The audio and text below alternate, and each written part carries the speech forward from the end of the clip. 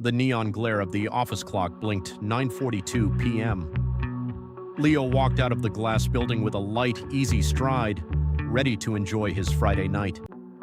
Behind him, Mark walked with tense, heavy steps, violently tapping at his phone screen. His mind was not on the weekend. It was locked in a psychological cage built at 2 p.m. that afternoon. During the big quarterly presentation, their division VP had brutally critiqued a project they had both worked on. In front of 20 colleagues, the VP had looked directly at them and said, "This strategy is completely outdated. We need to rethink this from scratch." Leo had nodded, taken notes, and immediately after the meeting spent 20 minutes rewriting the core framework. By 3 p.m., he had emailed the updated version, closed the file, and grabbed a coffee. But to Mark, that meeting hadn't ended. It was looping in his brain on a terrifying, endless reel. Why did she say it like that? He thought, his jaw clenched so tight it ached. Was she trying to humiliate us? Does she want to fire me? Did everyone in the room think I'm a failure?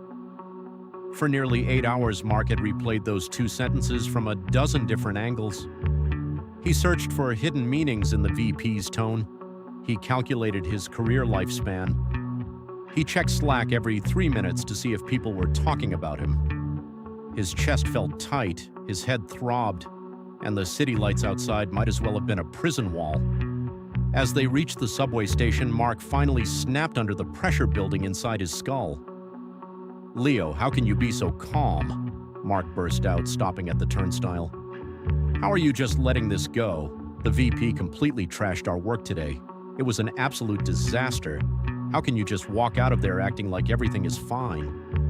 Leo stopped. He slid his hands into his pockets and turned around.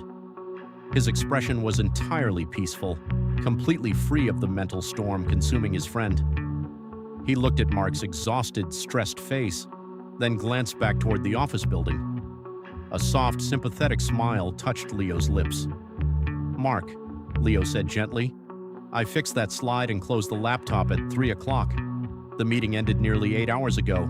Why are you still sitting in that conference room?" Mark froze.